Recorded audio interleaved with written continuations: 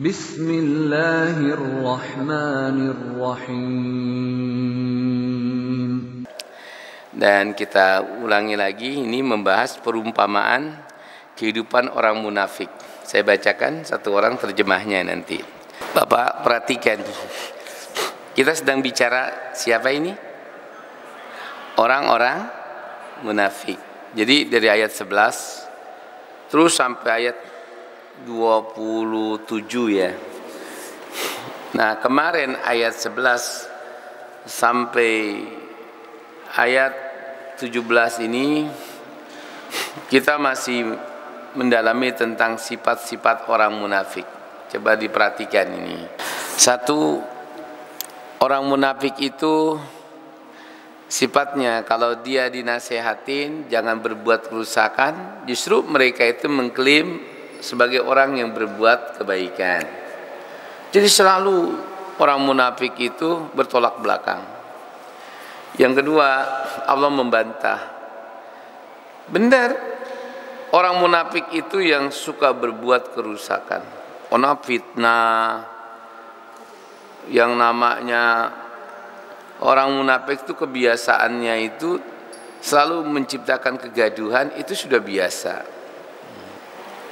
Makanya kalau negeri ini dikuasai orang munafik, pasti itu banyak kekacauan, ketidakamanan, keributan. Kenapa? Untuk menutupi semua segala kekurangan mereka itu, maka mereka itu menciptakan kegaduhan memang. Itu satu. Kalau disuruh mereka juga beriman, kerjanya itu mencela itu gini, berimanlah kamu kepada Allah. Pantaskah aku beriman seperti orang-orang bodoh? Itu selalu, Pak. Kalau kita kaitkan dengan situasi saat ini, mirip, kita miris. Agar mereka itu, obsesi mereka benar, padahal itu penuh kedustaan, penuh fitnah. Mereka tuh nggak pernah berhenti. Kalau dia bertemu dengan kita orang beriman, baca Qur'annya lebih bagus, dia menyatakan saya juga beriman, bukan dia aja beriman. Jadi kita mau apain? Makanya ketika paman Nabi meminta Hamzah itu, ya Rasulullah, mintalah kepada Allah agar aku menghalalkan, membunuh mereka, memerangi mereka. Apa bilang Nabi? Wahai pamanku, sekiranya Allah mengizinkan engkau memerangi mereka, mereka itu sholat di belakang kita, mereka itu masjidnya sama, mereka juga sering bersama kita. Apa kata orang kafir tuh? Lihat, Muhammad tuh kejam, sahabat-sahabatnya. Orang yang setiap hari bersama dia aja masih dia perangin. Susah, Pak. Jadi kalau begitu orang munafik ini ada dadernya, ada biang keladinya, ada. Karena dia butuh jabatan, dia butuh pengakuan, maka dia berbuat seperti itu, mencari aman. Yang ketiga, Allahu yasta'jibu bihim wa yamudduhum fi tughyanihim ya'mahun. Karena mereka itu mengejek kita, Allah pun mengejek mereka. Jadi kehidupan orang munafik itu endingnya pasti buat bahan tertawaan. Jadi kalaulah sekarang mereka itu mentertawakan kita, suatu hari kita akan mentertawakan mereka. Kapan dia bertobat? Nah, nanti kalau mereka udah nggak kepake, kalau mereka itu sudah kepepet. Tapi bolehkah kita menerima? Nggak boleh. Kalau orang kafir, orang jahat, nggak munafik, dia berbuat kejahatan, dia bertobat, kita terima. Orang munafik jangan diterima. Nabi ditanya, Rasulullah, apa yang saya lakukan pada orang munafik itu?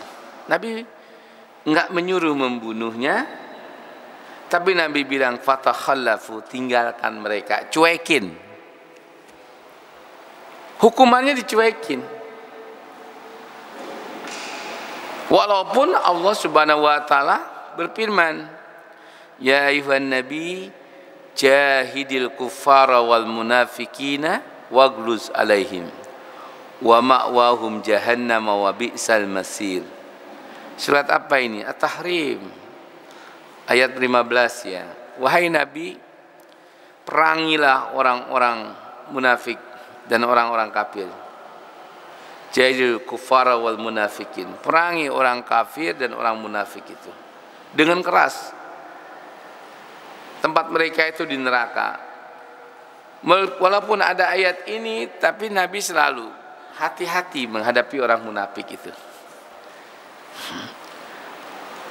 Jadi memperbaiki berdakwah di tengah kalangan orang munafik itu layaknya seperti kita itu ingin mengangkat rambut yang ada di atas tepung.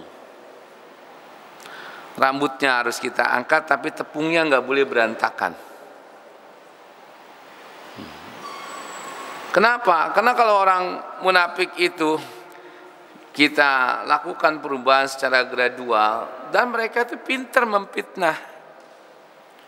Mulutnya itu manis, penampilannya itu meyakinkan. Kalau dia bicara, oh dia seperti orang yang benar. Ucapannya itu, waduh, kalahlah kita.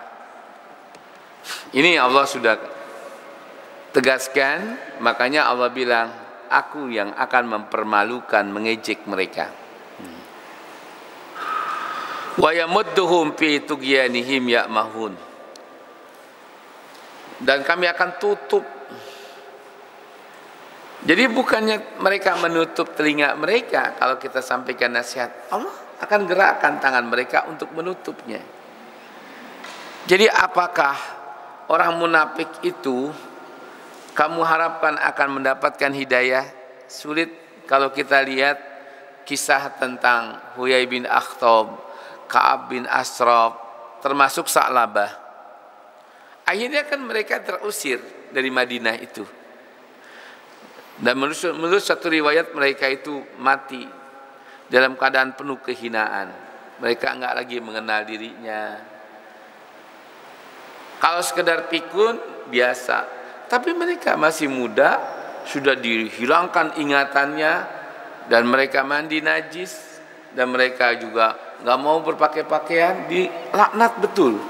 Kalau di zaman Nabi Musa, Allah berfirman, kunu kirodatan khashiin, jadilah kamu monyet yang dihinakan. Jadi perilakunya seperti monyet. Itu di zaman Nabi Musa.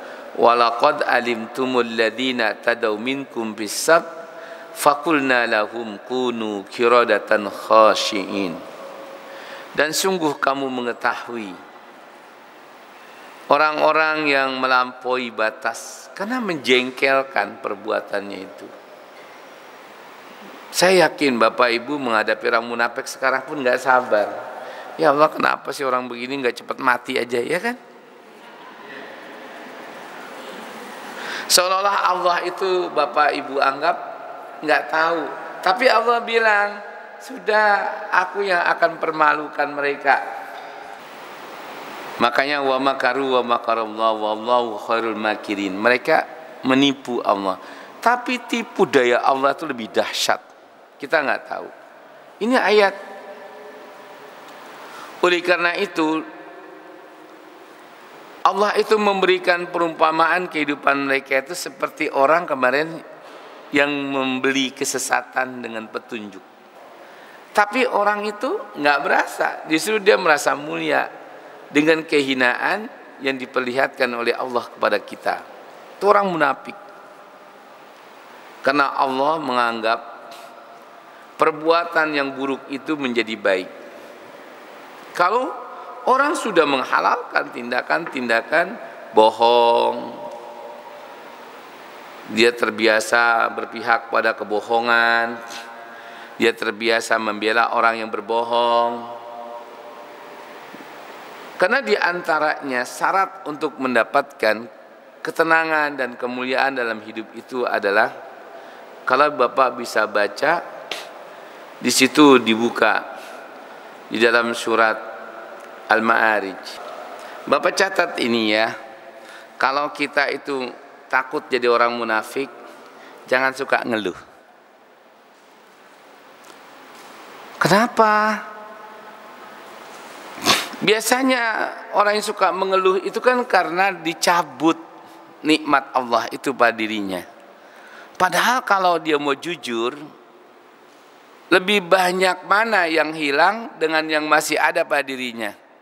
Pasti masih lebih banyak yang bertahan, yang ada pada dirinya. Karena Allah berfirman, wa in ta'uddu nikmatallah la tuhsuha. Jika kamu menghitung-hitung berapa banyak jumlah nikmat yang Allah berikan, kamu tidak bisa menjumlahkannya. Jadi buat apa kalian mengeluh? Jadi ingat, mengeluh itu tandanya munafik. Ini tanda-tanda ada nifak. Yang kedua, ingat, idza massaru syarru jazua. Kalau kita itu ditimpa kesusahan, senyum aja. Usahakan jangan sampai ada orang tahu. Wa idza masal khairu manua. Kalau orang munafik, kalau dia itu ditimpa kesulitan itu dia ngeluh, cerita. Kalau dia ditimpa kebaikan, slep, nggak ada bicara. Walaupun kita cerdas, walaupun kita pintar, tapi ketika Allah tutup semua fasilitas itu, bisa nggak kita gapai? Nggak bisa. Oleh karena itu, janganlah kita itu ta'ajub.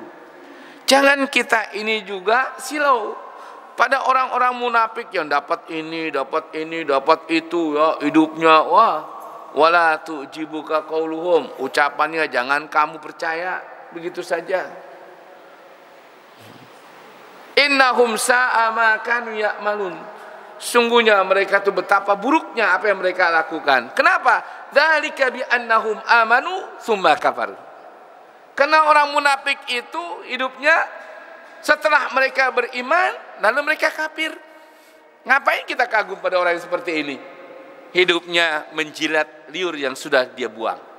Itu kan orang munafik. Ini yang susah. Orang yang dijamin mereka tidak menjadi munafik adalah orang-orang yang selalu mengatakan, ini bukan harta saya semua. Ini ada hak fakir miskin yang Allah titipkan pada saya. Kalau kita nggak mau jadi orang munafik, kita harus punya keyakinan. Setiap harta yang Allah berikan itu ada hak fakir miskin. Apakah dia meminta atau tidak meminta, kita harus kasih. Lisaili wal mahrum, itu ayat. Terutama orang tua yang miskin. Ingat, kekayaan kita, kekayaan mak bapak kita, mertua kita. Kekayaan mak bapak kita, kekayaan kita. Jangan curang. Mak bapak kita kekayaannya kekayaan kita. Kalau mati pasti warisan. Tapi waktu kita masih hidup, orang tua kita masih hidup, orang tua minta apa aja, kalau nggak izin, kalau kita nggak tahu dia ambil, kita marah. Salah. Perlukah orang tua meminta harta yang kita miliki? Enggak, ambil aja. Orang munafik tidak amanah.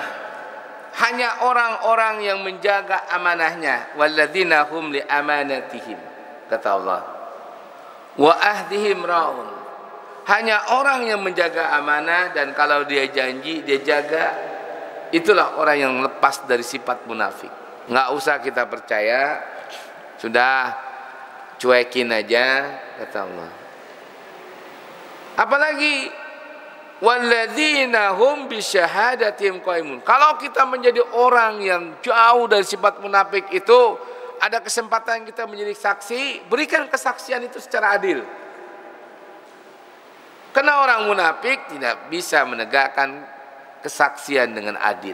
Padahal kita baca dalam hadis, orang munafik itu orang yang melalaikan sholatnya. Ini diulang dalam ayat ini. Mereka tahu mana yang benar, mana yang salah, tapi mereka jual itu kebenaran, mereka pilih kesesatan, yaitu dengan mereka mengharapkan mendapatkan keuntungan hidup duniawi.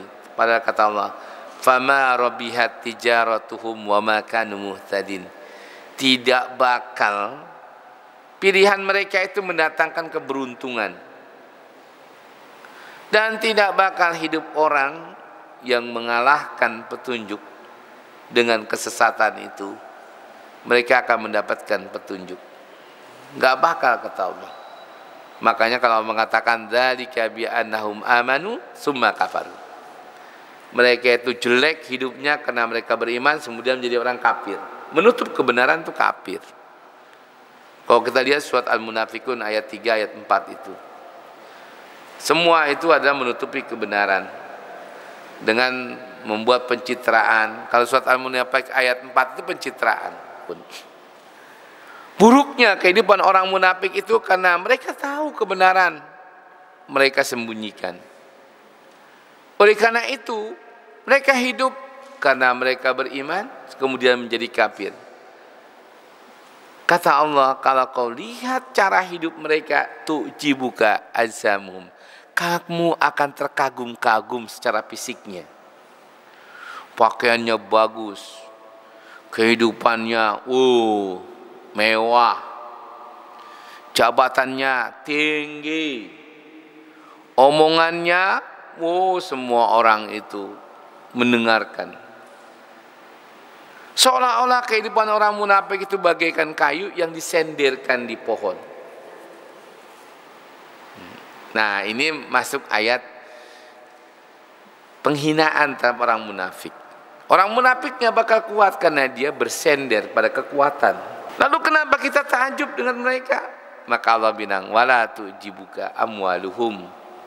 Maka janganlah engkau menjadi heran dan kagum melihat harta mereka, anak mereka. Innahum sa'a ma kanu ya'malun. Betapa buruknya amal perbuatan orang munafik itu.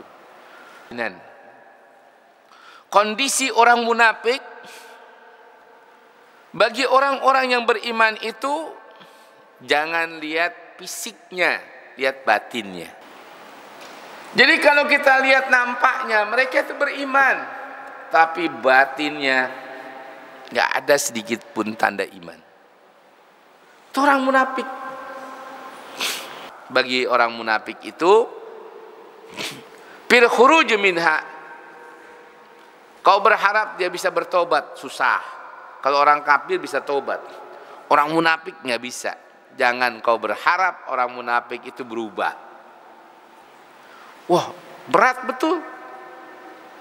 Kalau kita baca ayat ini, maka kata Allah, masaluhum kama salil ladzi istauqada nara falamma adaat ma haulahu dhahaballahu binurihim wa tarakahum bizulumati la yubsirun. Perumpamaan mereka seperti orang yang menyalakan kayu bakar ketika mereka membutuhkan sinar menerangi sekelilingnya dan menghangatkan badannya. Ketika api itu sudah mulai menyinari, menerangi sekitarnya dan menghilangkan rasa dingin, tiba-tiba mati api itu. Maka Allah tinggalkan mereka dalam keadaan kegelapan dan matilah mereka dalam keadaan kedinginan. Fi zulumati la yubsirun, dan mereka tidak bisa lagi melihat. Ini hukuman. Maka kata Allah, la amala, tidak ada lagi harapan pada orang munafik itu untuk mereka bisa berubah. Makanya Nabi bilang, fatakhallafu, tinggalkan saja sudah mereka, jangan hiraukan, anggap saja ini sampah sudah. Jadi Allah suruh, Nabi suruh, kehidupan orang munafik itu bagaikan sampah sudah. Maka kata-kata ini hampir-hampir mereka itu tersambar petir, karena mereka takut dengan petir, hanya bengong, tidak lari mencari selamat, tempat yang selamat. Itulah orang munafik. Kenapa? Karena mereka, sekali lagi saya katakan, hidup mereka itu sangat bergantung dengan senderannya. Itu intinya. Orang munafik itu kalau dia mau tobat, ya dia dekat sama orang soleh. Mau istri ke, mau suami ke, yang soleh, insya Allah terobati. Ini nanti akan kita bahas perumpamaan orang munafik ini ya, banyak Allah menceritakannya. Silakan ada pertanyaan.